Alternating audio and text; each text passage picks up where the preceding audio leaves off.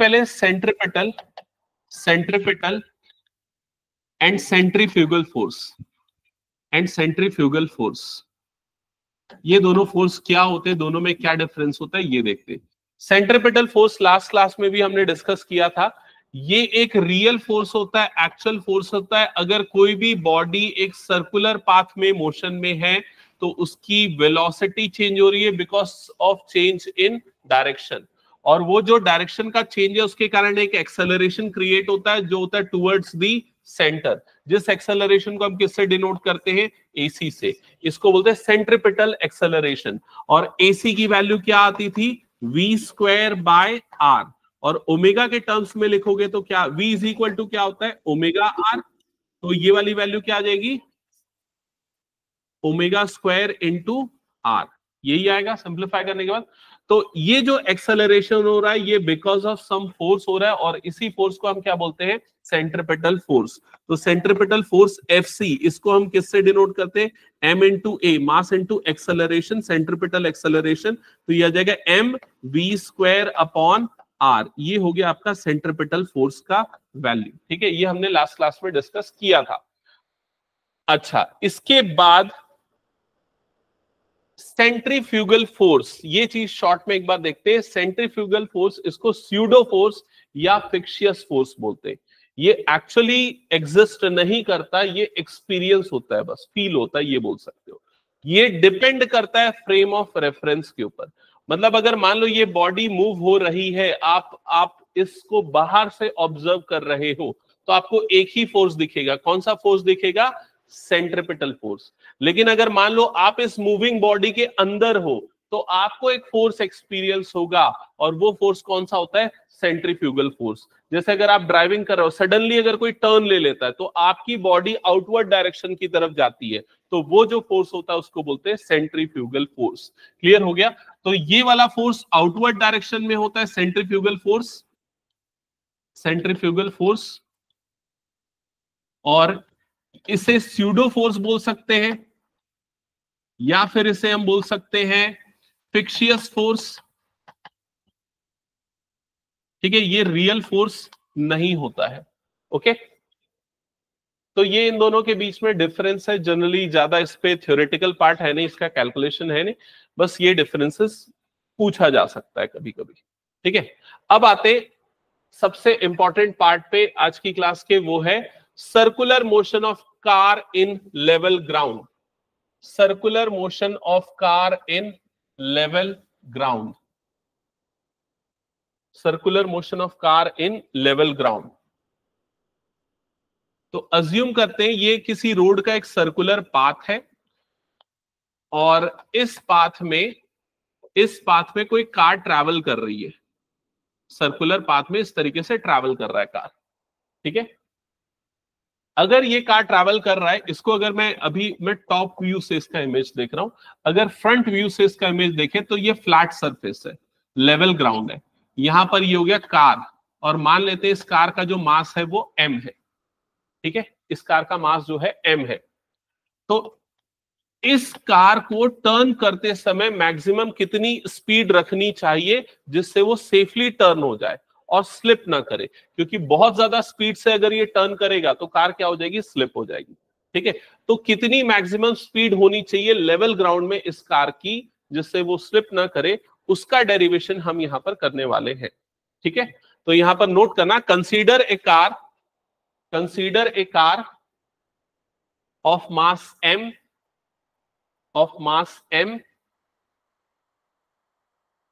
in a circular motion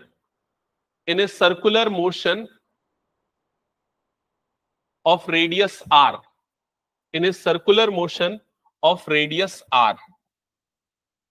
तो जिस circular path में ये मोशन कर रहा है उसके रेडियस को हमने डिनोट कर लिया r से। The forces acting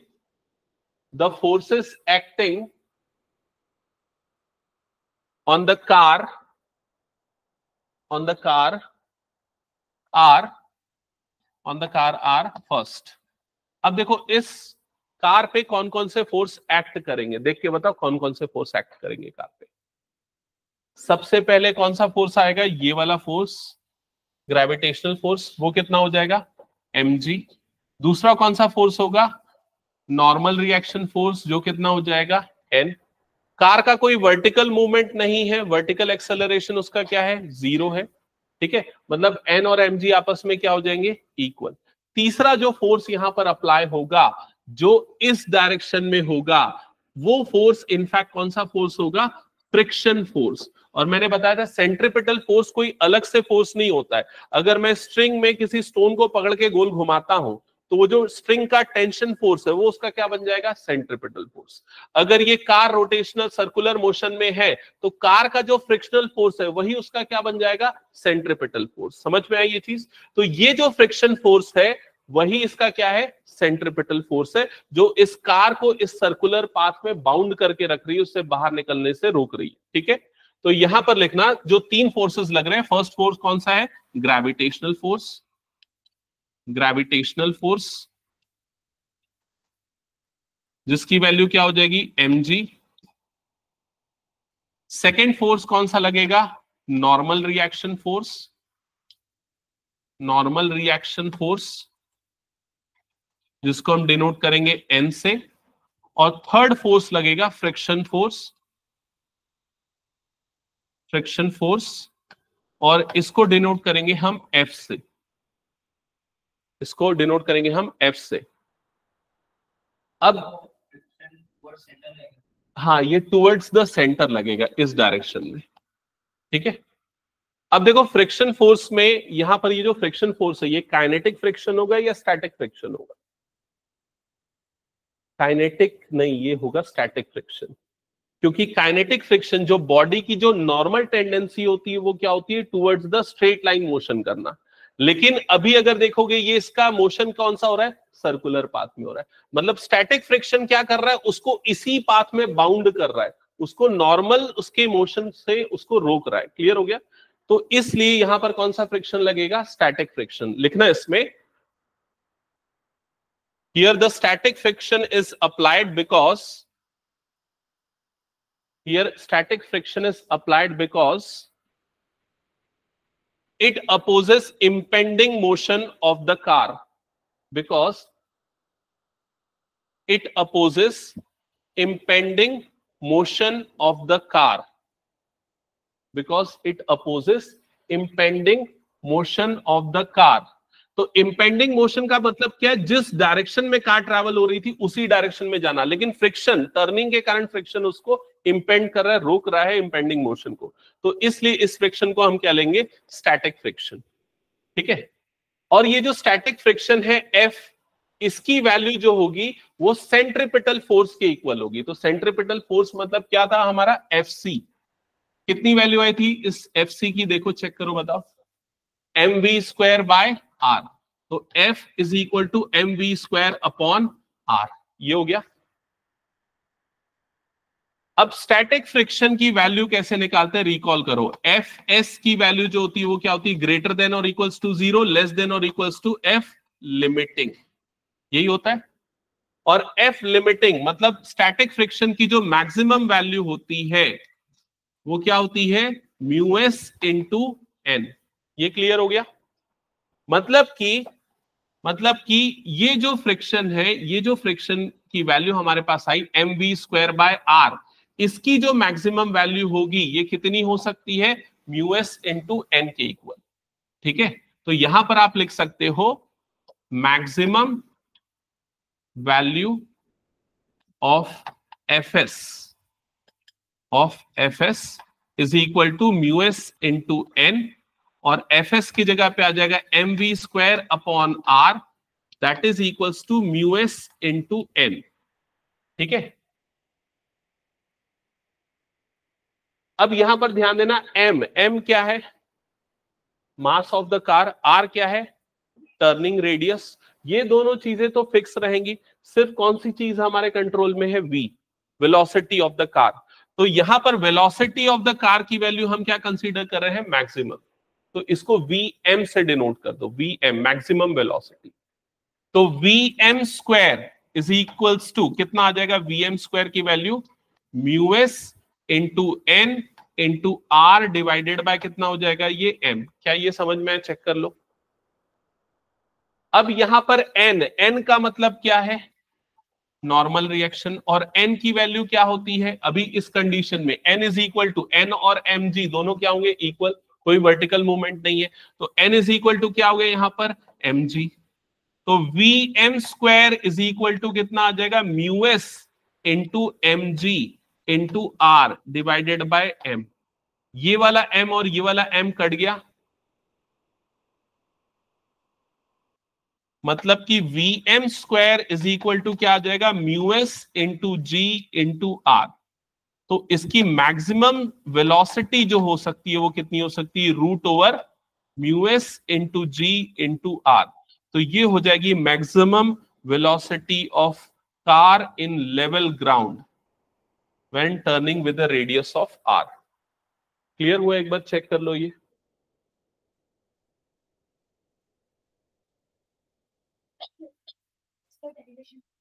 हाँ, इसका भी और इंक्लाइन प्लेन पे भी आता है, दोनों कंडीशंस पे। ठीक है।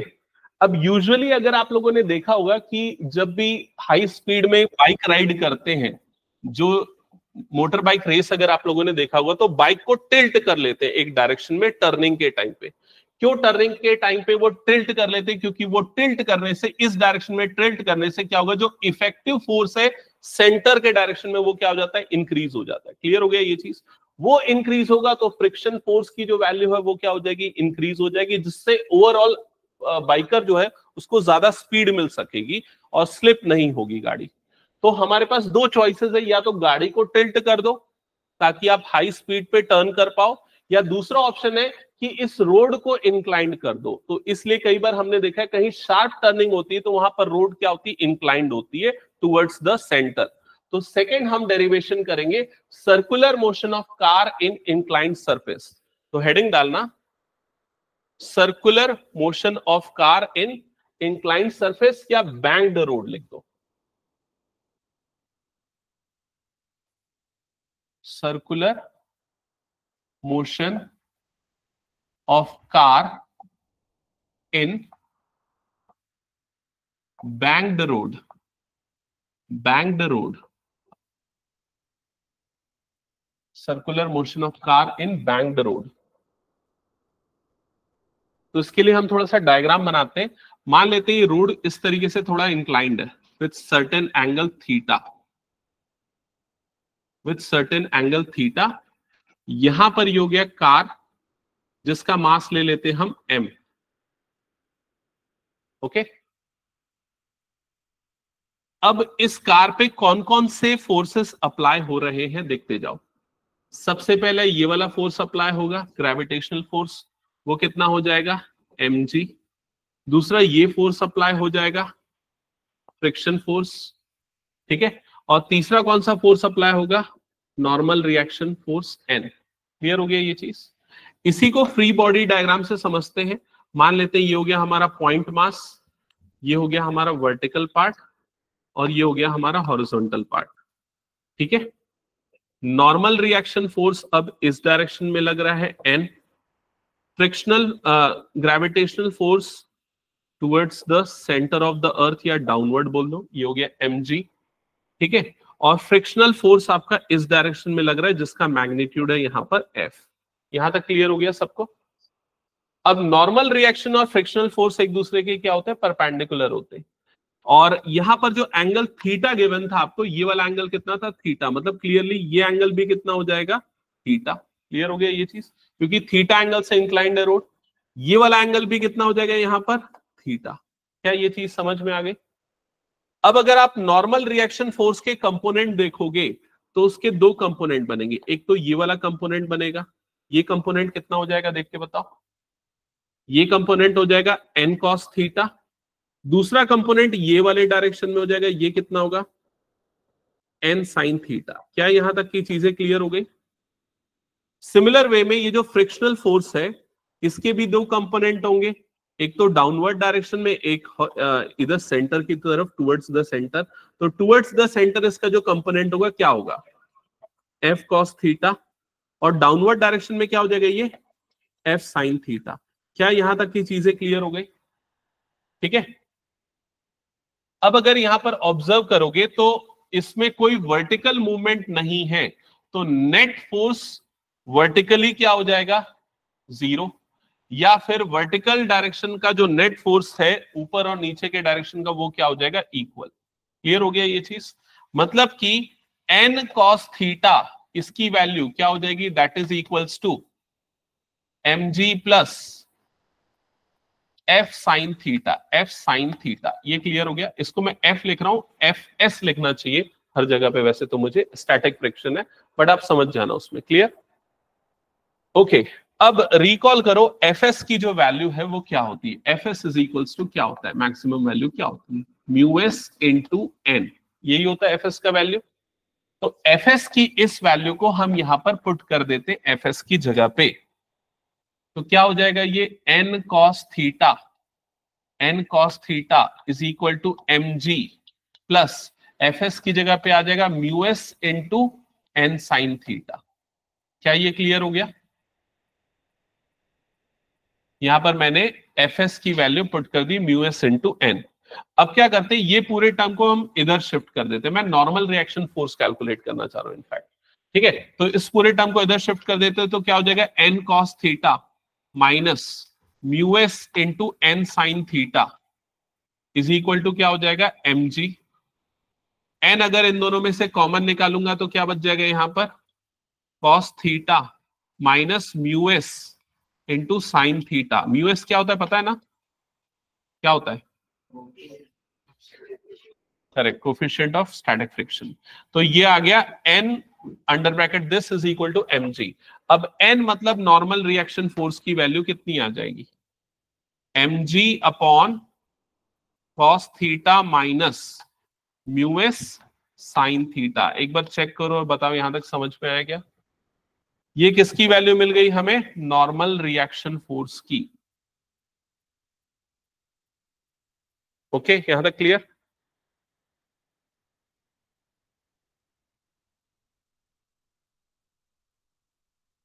अब देखो इसका जो नेट फोर्स है जो सेंटर की तरफ अप्लाई हो रहा है, that will be equals to centripetal force. तो जो सेंट्रिपिटल फोर्स एफसी की जो वैल्यू है that will be equals to FS. FS लिखना सही नहीं होगा, इसको क्या लिखना चाहिए, ये जो नेट फोर्स है टुवर्ड्स द सेंटर अप्लाई हो रहा है, वो नेट फोर्स क्या है, इन दोनों का सम। तो क्या लिखेंगे इसको हम, N sine theta plus F cos theta. और सेंट्रिपिटल फोर्स एफ सी की वैल्यू क्या हो जाएगी, M V square by R. Put कर दो इसको, M V square by R is equal to N sine theta plus F S into cos theta, F S into cos theta. Clear हो गया ये चीज? अब एफ एस की value देखो क्या है, एफ एस की वैल्यू है म्यू एस इंटू एन। तो एफ एस के प्लेस पे पुट कर दो म्यू एस इंटू एन। तो M V square upon R is equal to N sine theta plus इधर पे आ जाएगा mu S into N into cos theta. यहां तक क्लियर हो गया सबको? अब दोनों में से क्या कॉमन निकल जाएगा, एन। दोनों में से n की वैल्यू कॉमन निकालो तो यहां पर क्या बच जाएगा, sine theta plus mu S into cos theta. और इधर पे आ गया M V square upon R. क्या ये क्लियर हो गया? Good evening. नेक्स्ट स्टेप में क्या होगा, इसको क्रॉस मल्टीप्लाई कर दो टर्म्स को। तो V square is equal to क्या हो जाएगा, ये R into N upon M under bracket sine theta plus mu S cos theta. एक बार चेक करो यहां तक समझ में आएगा सबको? अब ये जो n है ये क्या होता है, नॉर्मल रिएक्शन फोर्स। n की वैल्यू हम इज इक्वल टू क्या ले सकते हैं, m into G. n is equal to क्या हो जाएगा, mg। तो यहां पर क्या आ जाएगा, r इंटू, नहीं एक मिनट सॉरी, n की वैल्यू mg नहीं ले सकते ना भाई, अभी इंक्लाइन प्लेन है ना। n की वैल्यू क्या लेंगे हम, n की वैल्यू नॉर्मल रिएक्शन फोर्स हमारा कितना निकला है, mg upon cos theta minus mu S sine theta. N की वैल्यू mg तब होगी जब आपका नॉन इंक्लाइन प्लेन होगा। अब ये बैंक प्लेन है ना, अगर आपका नॉर्मल लेवल ग्राउंड रहता तो नॉर्मल रिएक्शन फोर्स और आपका ग्रेविटेशनल फोर्स क्या हो जाता है, इक्वल। लेकिन अभी नॉर्मल रिएक्शन फोर्स की वैल्यू देखो हमने निकाल रखी, कितनी निकाल रखी है, mg upon cos theta mu S sin theta. तो ये वैल्यू को यहां पर पुट करो, v square is equal to r upon m, ये वाली वैल्यू पुट होगी तो क्या आ जाएगा यहां पर, mg upon cos theta minus mu S sine theta bracket close, और इधर पे क्या आ जाएगा, sine theta plus mu S into cos theta. Check करो यहां तक का स्टेप क्लियर हो गया क्या, आए ये समझ में। फर्दर सिंप्लीफाई करो, देखो क्या होगा, ये m और ये वाला m कैंसल आउट हो जाएगा, तो v स्क्वायर की वैल्यू अब आपको क्या मिल जाएगी, r into G under bracket sine theta plus mu S into cos theta divided by denominator में क्या बचेगा, cos theta minus mu S into sine theta. एक बार चेक करो यहां तक आया क्या सबका। ये v क्या है, v है speed velocity of the car, ठीक है, और ये हम उसकी क्या निकाल रहे हैं, मैक्सिमम वैल्यू। अब एक काम करते हैं, इसको सिंप्लीफाई करने के लिए हम इसको tan के टर्म्स में कन्वर्ट कर देते हैं, tan थीटा के फॉर्म में। tan थीटा के फॉर्म में कन्वर्ट करने के लिए किससे डिवाइड करना पड़ेगा, divide by cos theta. Numerator और डिनोमिनेटर दोनों को cos थीटा से डिवाइड करो, तो v square is equal to r into g. अगर इसको cos थीटा से डिवाइड करोगे तो ये टर्म क्या बन जाएगा, tan थीटा। इसको cos थीटा से डिवाइड करोगे तो क्या बन जाएगा, mu S, cos theta cut गया। इसको cos थीटा से डिवाइड करोगे तो 1 माइनस ये हो जाएगा mu S sine theta by cos theta, मतलब ये वाला टर्म क्या बन जाएगा, tan थीटा। क्या ये क्लियर हो गया। फर्दर v की वैल्यू निकालने के लिए राइट साइड में स्क्वायर रूट ले लो, क्योंकि v स्क्वायर की वैल्यू है तो v की वैल्यू क्या आ जाएगी, root over are G under bracket tan theta plus mu S divided by 1 minus mu S into tan theta. ये हो जाएगी maximum speed of the car so that car will not slip from the road in case of banked road। तो अगर road को banked कर दे, उसको tilt कर दे certain angle पे, तो उस केस में उसकी मैक्सिमम स्पीड ये होगी। अब देखो दोनों केसेस को एनालाइज करो। अगर लेवल ग्राउंड की बात करें तो मैक्सिमम स्पीड कितनी आई थी, चेक करो, अभी थोड़ी देर पहले हमने निकाला था। लेवल ग्राउंड में मैक्सिमम स्पीड कितनी आई थी, root over mu S into G into R, ये वाली वैल्यू आई थी लेवल ग्राउंड में। लेकिन अगर इंक्लाइंड ग्राउंड देखें या फिर बैंक्ड रोड देखें तो उस केस में मैक्सिमम स्पीड कुछ और आ रही है। किसमें मैक्सिमम स्पीड ज्यादा होगी, कैसे इस चीज को एनालाइज कर पाओगे, हाँ क्वेश्चन समझ में नहीं आया। देखो वो जो स्पीड है मैक्सिमम स्पीड, वो कौन सी है, बैंक्ड रोड के लिए। जब हमने रोड को क्या कर दिया, टिल्ट कर दिया, थोड़ा सा इंक्लाइन कर दिया, समझ में। वो जो स्पीड है नीचे जो हमने लिखा, जो हमने पहले डेरिवेशन किया था, वो फ्लैट रोड का था।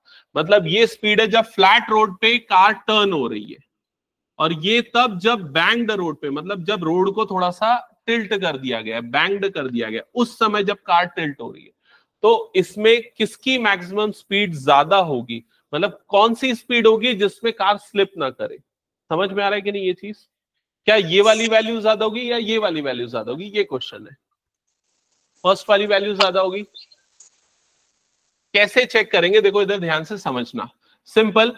अगर मान लो मैं tan थीटा की वैल्यू पुट करता हूं 0, इस केस में tan theta is equal to 0, theta is equal to 0, मतलब ये जो बैंक्ड रोड है वो क्या बन जाएगी, लेवल रोड बन जाएगी। समझ में आई ये चीज। अगर tan थीटा की जगह पे 0 डालूंगा तो ये वाला टर्म कितना हो जाएगा, 0। यहां पर क्या बचेगा, म्यू एस, डिनोमिनेटर में क्या बचेगा, 1।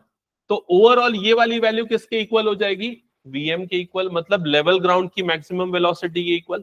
लेकिन अगर मैं थीटा की वैल्यू फॉर एग्जांपल अगर मैं लेता हूं 45 डिग्री, 45 लेने पे tan थीटा की वैल्यू क्या मिल जाएगी मुझे, 1। अगर मैं 1 लूंगा तो ये क्या हो जाएगा, देखो 1 plus mu S divided by 1 minus mu S. Clear हो गया। म्यू एस की वैल्यू जनरली कितनी होती है, 0.1, 0.2, 0.3 लगभग ऐसे ही कुछ होती है।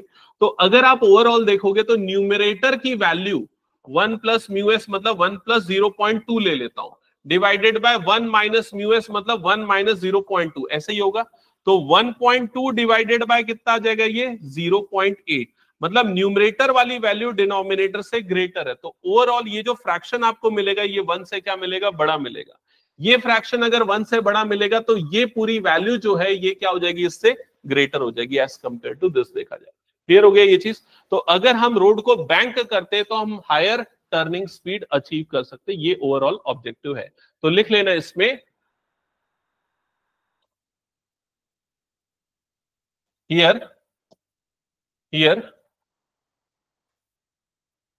ये इस इक्वेशन की नंबरिंग कर दो। यहां पर हमने फर्स्ट जो n की वैल्यू निकाली थी, इक्वेशन नंबर 1 मार्क कर देना, इसको इक्वेशन नंबर 2 मार्क कर देना।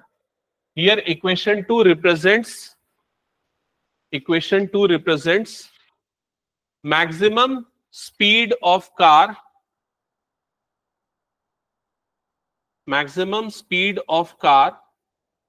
फॉर सेफ टर्निंग,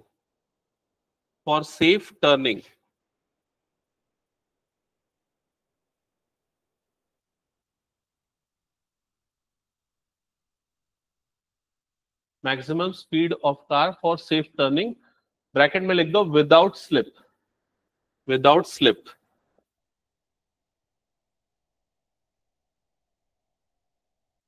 नेक्स्ट लिखना optimum speed of car,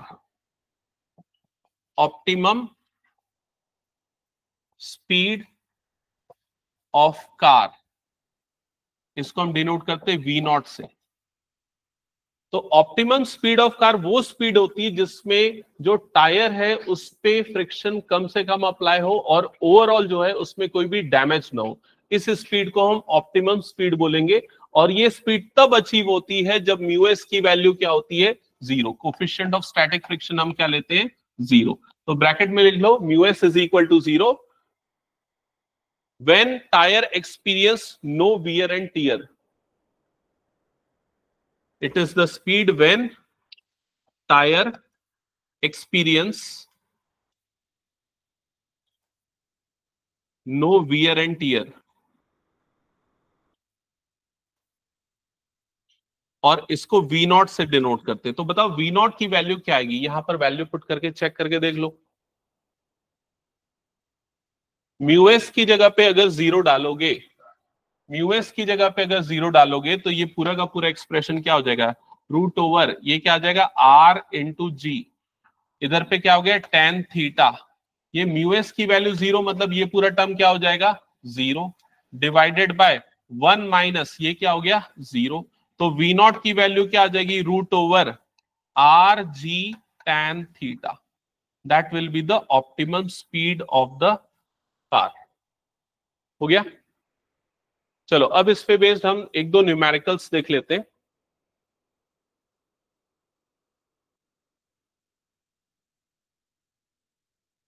first question note करना,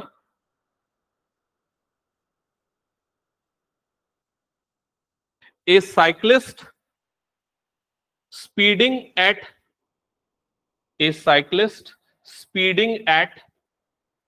18 kilometre per hour, 18 kilometre per hour on a level road,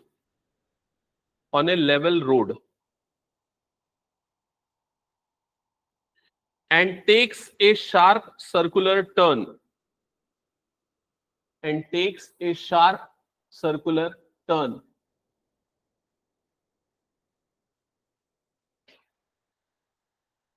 of radius 3 meter,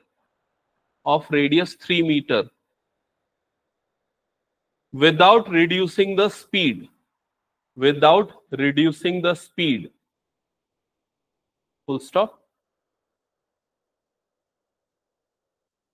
The coefficient of static friction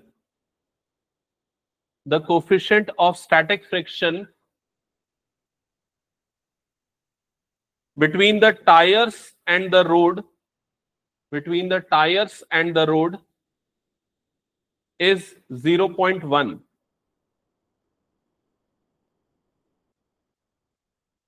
Full stop. Will the cyclist slip? Will the cyclist slip while taking the turn? Will the cyclist slip while taking the turn? Will the cyclist slip while taking the turn? Question mark. तो अभी जो हमने concept पढ़ा उसी पे based है.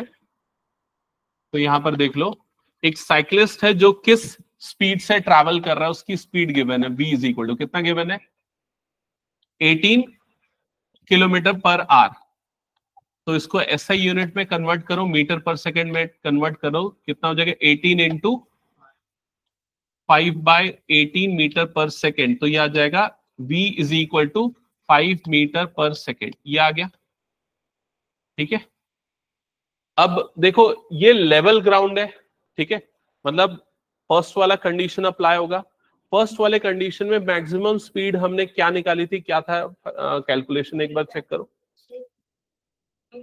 v max is equals to root mu s r into g. यही था.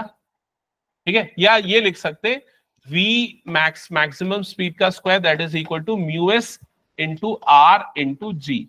इसके इक्वल होना चाहिए. तो यहां पर इस क्वेश्चन के हिसाब से देखा जाए तो इसकी स्पीड कितनी है? इसकी स्पीड है v square. v is equal to 5 metre per second. v square की वैल्यू कितनी आ जाएगी? 25. v स्क्वायर की वैल्यू 25 आएगी. अब हम ये कैलकुलेट करते हैं ये वाली वैल्यू कितनी आ रही है, mu S into r into g. तो क्वेश्चन में आपको देखो म्यू एस की वैल्यू गिवन है, कोफिशिएंट ऑफ फ्रिक्शन गिवन है. कितना गिवन है? 0.1 गिवन है. ओके. आर की वैल्यू कितनी गिवन है? रेडियस 3. और जी की वैल्यू हम अज्यूम कर लेते हैं कितनी है? 10 मीटर पर सेकेंड स्क्वायर. तो ओवरऑल जब इन तीनों को मल्टीप्लाई करोगे, mu S into r into g, तो ये कितना आ जाएगा? 0.1 into 3 into 10. So this will be equals to 3. Clear हो गया ये चीज? तो ये जो वैल्यू आपको मिल रही है mu S into r into g, इस वैल्यू से ग्रेटर है मैक्सिमम स्पीड 25 है. यहां पर बोला ना कि मैक्सिमम स्पीड, या तो दूसरे टर्म्स में देखोगे तो इसकी वैल्यू कितनी है हमारे पास? 5. और इसकी वैल्यू कितनी है? √3. यही आई.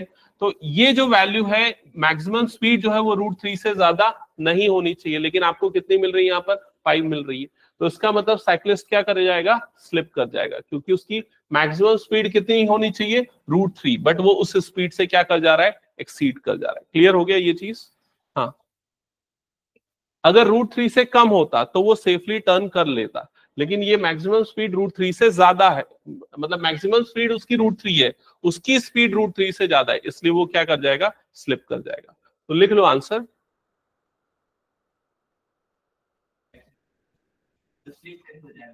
देख इधर पे ध्यान दे.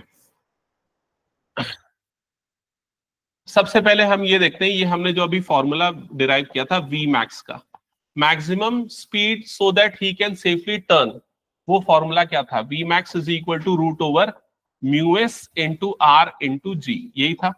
तो रूट ओवर म्यू एस की वैल्यू कितनी आ गई?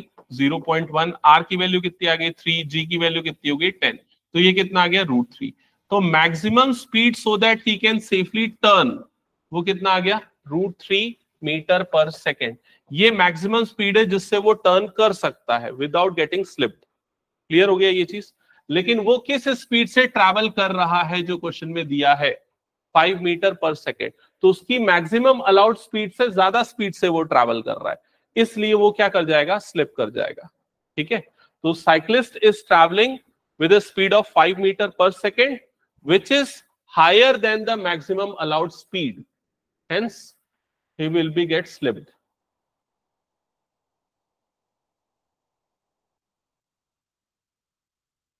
चलो नेक्स्ट एक और क्वेश्चन नोट करो.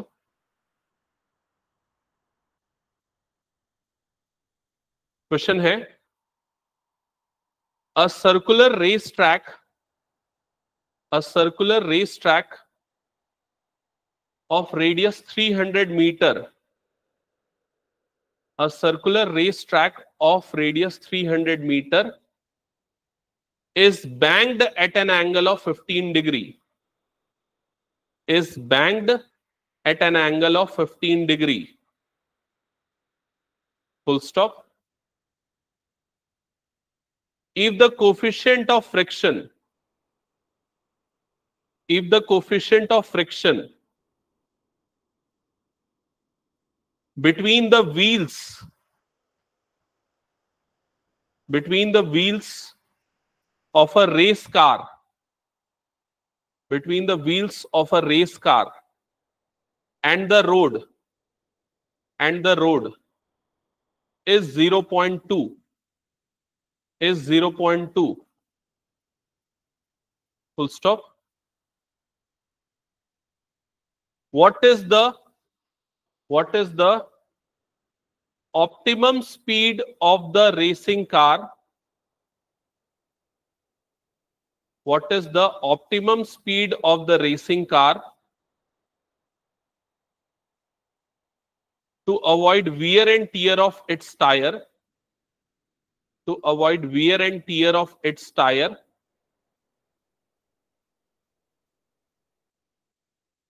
full stop. And what is maximum permissible speed, and what is maximum permissible speed to avoid slipping, to avoid slipping, to avoid slipping. Okay तो इधर पे ध्यान देना। सबसे पहले तो वो जो कार है वो एक बैंक्ड रोड पे ट्रैवल कर रही है, किस एंगल पे बैंक्ड है? एंगल आपको गिवन है, कितना angle? Theta is equal to 15 degree. ठीक है, आपको रेडियस भी गिवन है, कितना रेडियस गिवन है चेक करो, 300। तो r इज इक्वल टू गिवन है यहां पर 300 मीटर्स। क्लियर हो गया? और क्या चीज गिवन है? Coefficient of friction mu s की वैल्यू गिवन है, कितनी है ये? 0.2। और कुछ गिवन है क्या? दैट्स इट, और कुछ गिवन नहीं है। तो क्या फाइंड आउट करना है इस क्वेश्चन में? फर्स्ट पार्ट में, फर्स्ट पार्ट में क्या फाइंड आउट करना है? Optimum speed. ऑप्टिमम स्पीड को हम किससे डिनोट करते हैं? वी नॉट से। क्या फॉर्मूला होता है वी नॉट का? Optimum speed of the car when no wear and tear of tyres are there, root r g into tan theta. Clear? तो यहां थीटा की वैल्यू कितनी गिवन है? 15 डिग्री। 10-15 डिग्री की वैल्यू पता है? 10-15 डिग्री की वैल्यू कैसे निकाल सकते हो? अगर निकालना है तो 60 - 45 करके निकाल लो। 10-15 degree is equal to 1060 - 45। tan a minus b का फॉर्मूला लग जाएगा tan a minus tan b divided by 1 plus tan a tan b। 1060 होता है √3, तो ये हो जाएगा √3 - 1 डिवाइडेड बाय 1 प्लस √3 या √3 + 1 लिख सकते हो। √3 - 1 डिवाइडेड बाय √3 + 1। ठीक है, ये होती है 10-15 डिग्री की वैल्यू। बट इसको पॉइंट में निकालते हैं, अप्रोक्सीमेटली कितना आएगा? अप्रोक्सीमेट वैल्यू निकालने के लिए इसको रैशनलाइज कर लो, देख लो कितना आ रहा है। लगभग ये मल्टीप्लाई हो जाएगा √3 - 1 से न्यूमरेटर और डिनोमिनेटर में। तो डिनोमिनेटर पे इधर पे क्या आ जाएगा? 3 - 1। न्यूमरेटर में हो जाएगा √3 - 1 का होल स्क्वायर, मतलब डिनोमिनेटर आ गया 2, ये हो जाएगा 3 + 1 - 2 √3। सो ये हो जाएगा 4 - 2 √3/2।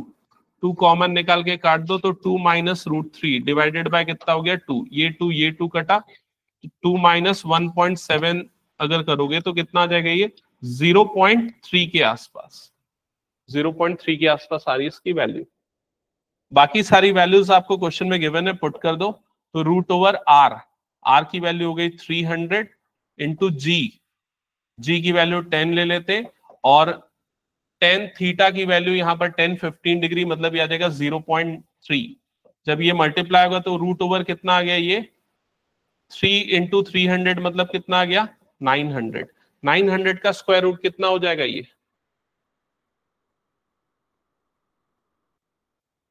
कितना होगा? 30।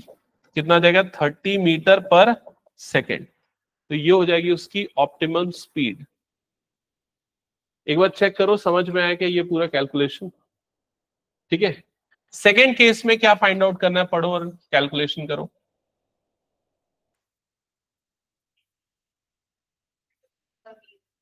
Maximum permeable speed so that he should not slip to avoid slipping. तो मैक्सिमम स्पीड उसकी परमिटेबल स्पीड कितनी है टू अवॉइड स्लिपिंग। तो उसके लिए हमने फॉर्मूला डिराइव किया था, चेक करो अभी थोड़ी देर पहले। क्या फॉर्मूला था?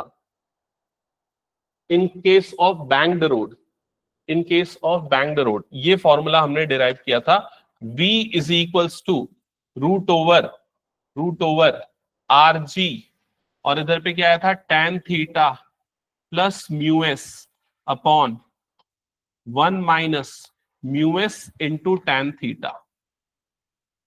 यहां पर आपको सारी वैल्यूज गिवन है, वैल्यूज पुट करो, कैलकुलेट कर लो।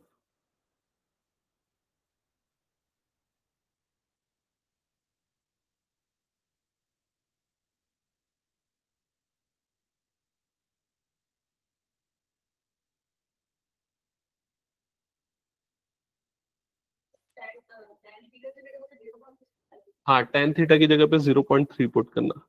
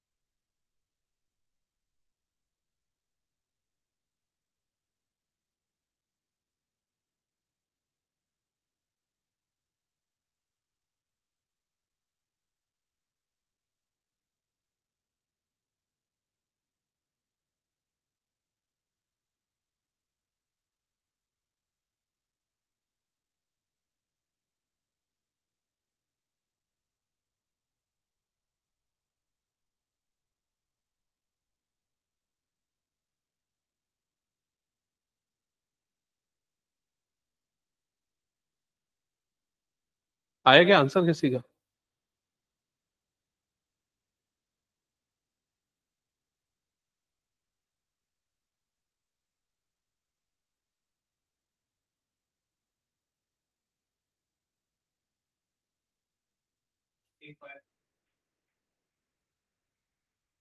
थर्टी फाइव से थोड़ा ग्रेटर आना चाहिए, 38 के अप्रॉक्स। चेक करते हैं।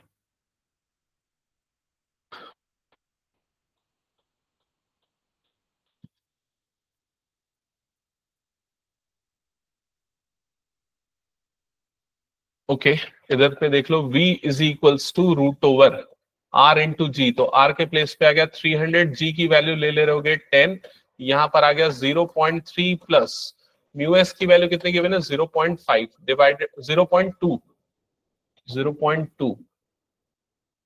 डिवाइडेड बाय 1 माइनस ये कितना हो जाएगा 0.2 इंटू 0.3। तो ये आ जाएगा v is equal to root over 3000 into 0.5 divided by ये हो जाएगा 0.6 हो जाएगा, 0.06 हो जाएगा ना, 0.06 हो जाएगा ना, चेक करो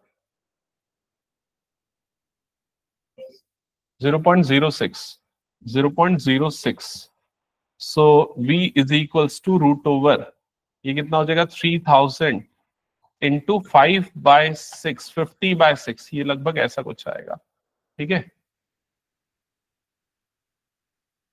3 1 से ये हो जाएगा 1000, 3 2 जा ये कट जाएगा, 2 से कटेगा 25। हाँ ये कुछ गलत किया क्या मैंने यहाँ पर? अच्छा ये 1 माइनस है ना, मैंने माइनस नहीं किया, 1 माइनस 0.06 तो ये कितना आ जाएगा 0.94, 0.94 आएगा। सो 3000 मल्टीप्लाइड बाय 550/94 अप्रोक्सीमेटली अगर ले ले तो कितना आ जाएगा ये लगभग, इसको अगर मैं 100 अज्यूम कर लूं तो ये दोनों कट जाएगा कितने बार में 1/2 है ना। और इसको अगर मैं इससे कट करता हूं तो कितना आ जाएगा 1500। रूट 1500 के आसपास आ रहा है। रूट 1500 मतलब ये हो जाएगा 10√15, और रूट 15 की वैल्यू 3.9 के आसपास होती है, बिकॉज रूट 16 होता है 4। तो इसका आंसर आएगा 39 मीटर पर सेकेंड के आसपास, मीटर पर सेकेंड। चेक करो ये आया क्या? ठीक है, चलो एक सिमिलर क्वेश्चन दे रहा हूं, सॉल्व करके दिखाओ। क्वेश्चन है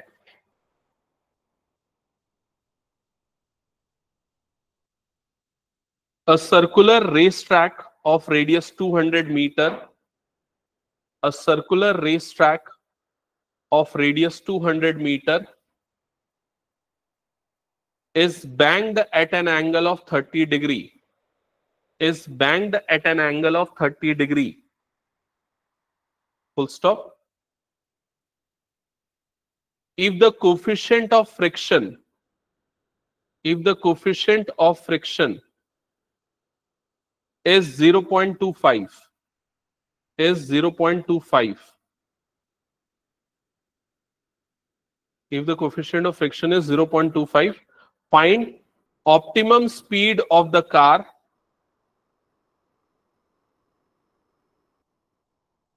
second, maximum permissible speed of the car, maximum permissible speed of the car,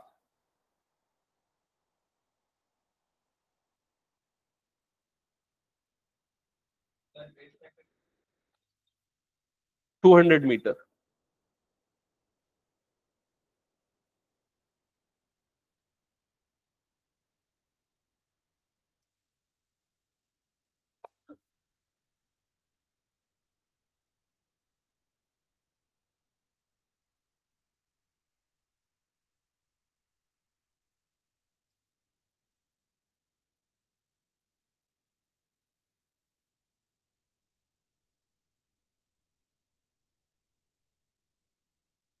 calculator use कर लो अगर है तो तुम लोगों के पास।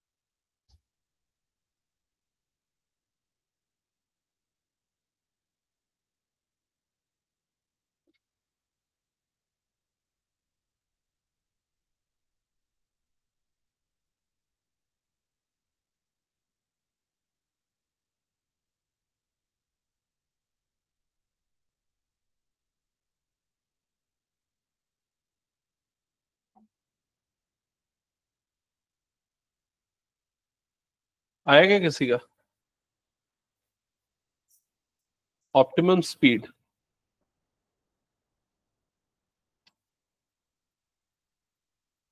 ऑप्टिमम स्पीड कितना रहा? रूट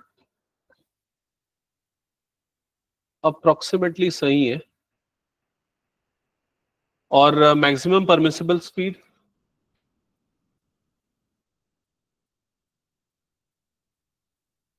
देखो, सिमिलर टाइप का क्वेश्चन ही है। यहां पर आपको रेडियस कितना गिवन है, आर की वैल्यू गिवन है 200 मीटर, म्यूएस की वैल्यू कितनी गिवन है 0.2, v naught optimum 0.25, optimum speed निकालनी है तो r g into tan theta ये लगेगा। थीटा की वैल्यू कितनी गिवन है क्वेश्चन में 30 डिग्री, तो यहाँ पर tan 30 की वैल्यू कितनी होती है, tan 30 होता है 1/√3। अगर 1/√3 को सिंप्लीफाई करके लिखोगे, न्यूमेरिकल वैल्यू निकालोगे तो √3/3 आएगा। √3 की वैल्यू होती है 1.73, डिवाइडेड बाय अगर 3 कर दोगे तो 0.57 के अप्रॉक्स आएगा। चेक कर लेना इधर पे किसकी वैल्यू बोल रहा हूं मैं, tan 30 डिग्री की वैल्यू। tan 30 डिग्री की वैल्यू अगर डेसिमल में निकालोगे 0.57 के आसपास आएगा। बिकॉज वो 1/√3 होता है, रैशनलाइज वगैरह करो, सिंप्लीफाई करके करो, इतना आएगा। तो V0 की वैल्यू कितनी आ जाएगी, √r। तो r की वैल्यू गिवन है आपको 200, g की वैल्यू ले लेते हैं 10, और tan थीटा, तो tan 30 डिग्री की वैल्यू आ गई 0.57। तो जब इन सबको मल्टीप्लाई करोगे तो कितना आएगा, √, तो ये आ गया 3 0, ये 2 0, तो इससे मल्टीप्लाई कर 2 × 10 × 57 हो जाएगा। 57 का डबल होता है 114, 1140 लगभग ऐसा कुछ आ रहा है। चेक करो तो आएगा √1140।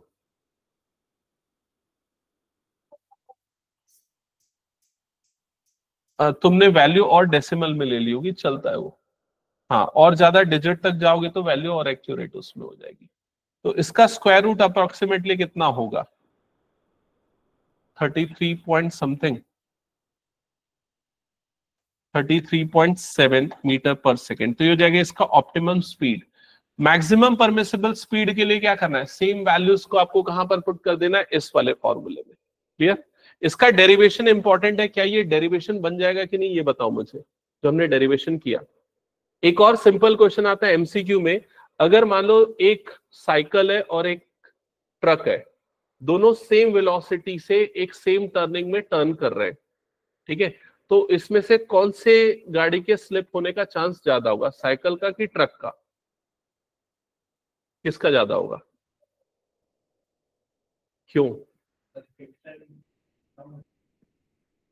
किसका ज्यादा होगा? तो स्लिप होने के लिए हम कैसे डिसाइड करते हैं कोई भी गाड़ी स्लिप होगी या नहीं होगी? अगर उसकी स्पीड मैक्सिमम परमिसिबल स्पीड से ज्यादा है तो वो स्लिप करेगी। क्या ये क्लियर हो गया? मैक्सिमम परमिसिबल स्पीड दोनों ही गाड़ियों के लिए कैसे कैलकुलेट होगी, तो ये है फॉर्मूला अगर आप बैंक्ड रोड के लिए ले रहे हो। बैंक्ड रोड के लिए मैक्सिमम परमिसिबल स्पीड किस किस चीज के ऊपर डिपेंड करती है, आर के ऊपर। आर का मतलब क्या हो गया, रेडियस, कर्वेचर का रेडियस। जी का मतलब क्या हो गया, acceleration due to gravity. Theta मतलब जो बैंक्ड रोड है उसका एंगल। म्यूएस क्या हो गया, कोफिशिएंट ऑफ फ्रिक्शन। क्या ये सारी चीजें कार और साइकिल के लिए अलग अलग होंगी या सेम होंगी? सबके लिए तो सेम होगी ना। रेडियस ऑफ म्यूएस की वैल्यू भी क्या होगी, सेम होगी। फ्रिक्शन, कोफिशिएंट ऑफ फ्रिक्शन क्या होगा, वो दोनों के बीच में ऑलमोस्ट सेम होगा। कार, हाँ, अगर नंबर ऑफ टायर्स के पॉइंट ऑफ व्यू से बोल रहे हो तो अलग बात है कि वो कितने पॉइंट पे पॉइंट ऑफ फ्रिक्शन बढ़ जाएगा उसका, ये बोल सकते हो, ठीक है। लेकिन अगर सेम वेट का अगर टू व्हीलर है और अगर एक कम वेट का टू व्हीलर है तो क्या होगा, दोनों के स्लिप होने का चांस क्या होगा, ऑलमोस्ट सेम होगा।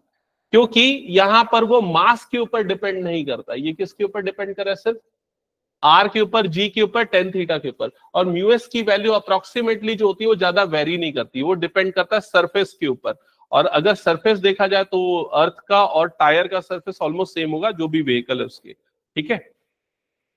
नेक्स्ट इसी टाइप के और क्वेश्चन है, ये डेरिवेशन एक बार चेक कर लो, अगर दोबारा बन जाता है तो ऑलमोस्ट बाकी इस चैप्टर में तो सब खत्म हो गया है और कोई टॉपिक तो पेंडिंग है नहीं। बाकी हम नेक्स्ट क्लास से नया चैप्टर स्टार्ट कर सकते हैं, ठीक है।